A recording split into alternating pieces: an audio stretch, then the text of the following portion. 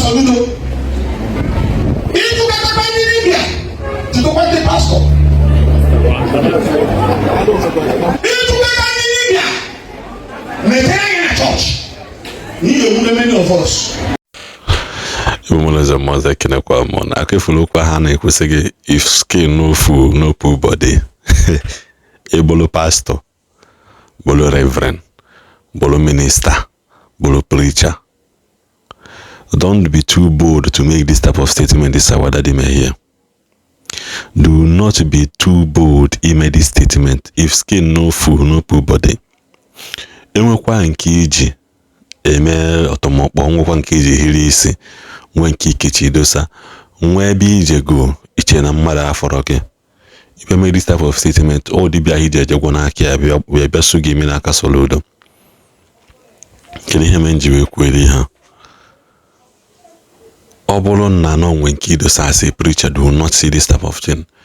Because here between a lot of ndomen and aptanasina investigate pastors. So investigate hinka.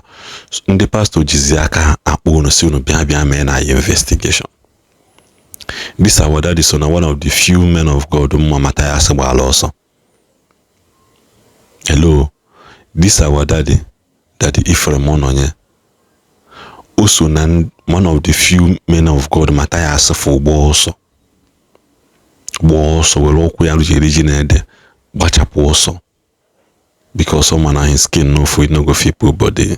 They know they tell blind man say rain do fall. You understand? Another go chentenari so. Matthias je feel no ko iba drag I say Matthias go and do your verification nata. 2 separate occasions Matthias ekweleze abia. Matthias go do your investigation nata. The man of God shall let Matthias ngambo ahu akwabiko ka abia yobia.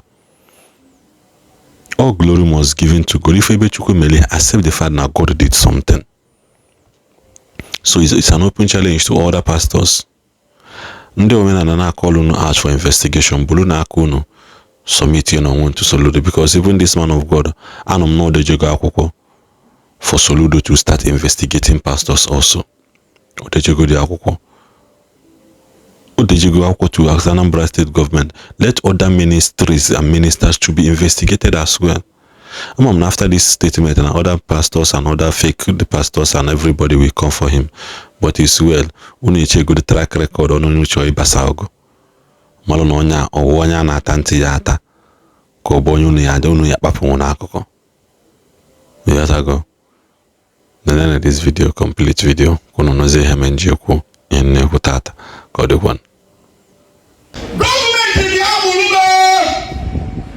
Tanko ayo fuma.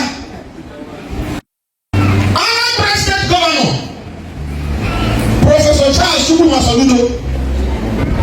If you get a man in India, to go the pastor.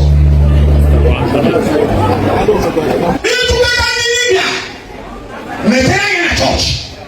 You many of us. And when the pastor need to get a man,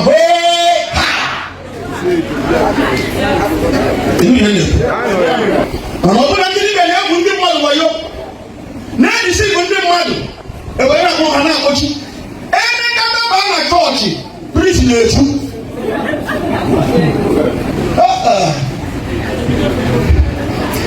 I was a senior technical advisor to the governor. I was a board chairman na Ebonyi State Emergency Management Agency.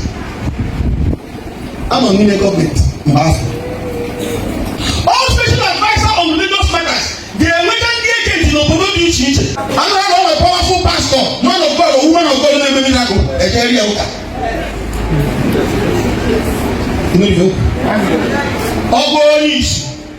Hey, praise the Lord.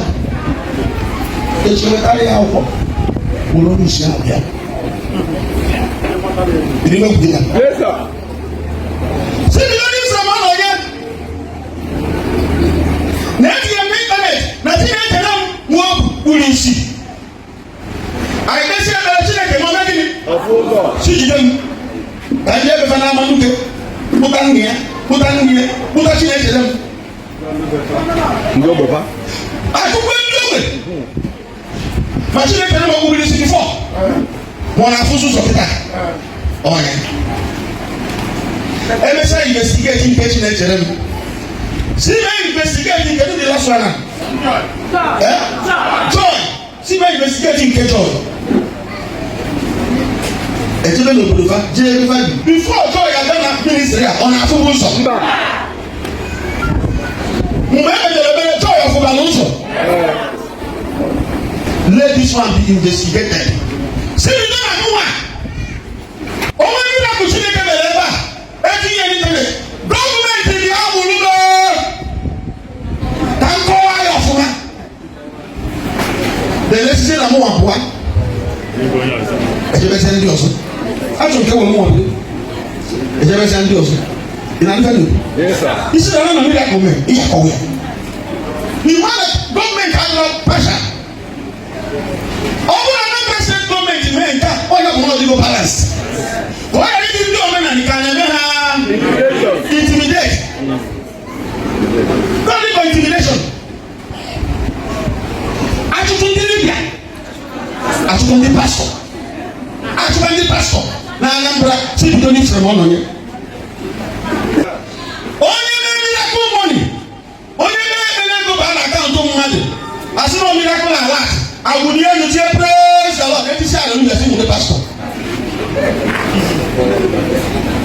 Yeah, Anambra State needs the labor revenue.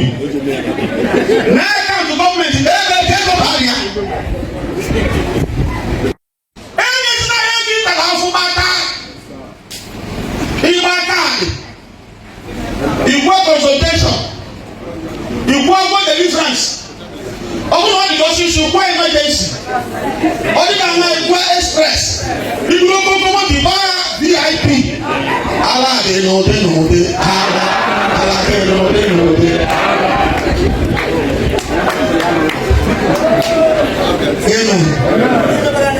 Ìwé ẹ̀dẹ́síà ẹ̀wẹ̀ báyìí ní ìyè ègbó ìfẹ́ nsọ ẹ̀bẹ̀rẹ̀ ìwé wọ̀ nkwa ìyè ègbó mmanụ nsọ mmiri nsọ.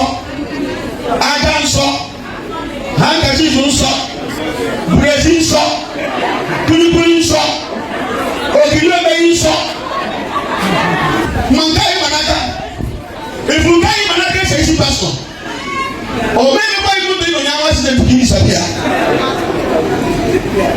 Hello. Omeni kwa ifu tu ino nyawa sile tukini sabia. Mwate ego ni goye, ese yesi man of God ibaya naka. Woo! Anambra State government balance the equation. Professor Charles Soludo balance it very well. If you can be Libya, to the one the pastor, and the prophet, and God can hear you. But can hear you, lady. It's like a year ago. Baba na kendo orthodox. Before so give you no look. Before so give am no look. Before so give am go sabi o ka asa na teacher. For the past the chile go one get chile go. Inwa practice. Again mo ba jo fo yana ko fo ni mende na bi ho no ta to.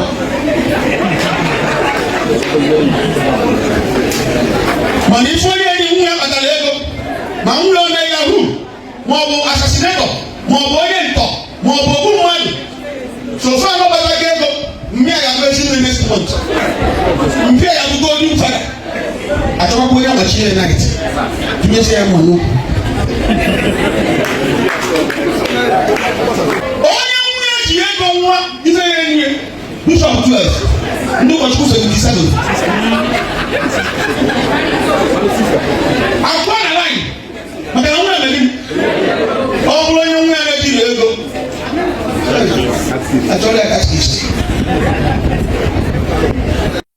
maka na ahụ na-eme na nke ndị omenala nke ndị dibịa na nke ndị eze nwanyị bụ partially to compare with ahụ na-eme na-abịa ndị pastor prophet ụkọchukwu fada nọ. Amen. Biko ọ bụrụ na ntụkwasị obi gị dị n'ebe Chineke nọ ọ bụrụ ebe pastor nọ ọ bụrụ ebe dibịa nọ ọ bụrụ na mmeri onye nchukwu aka elu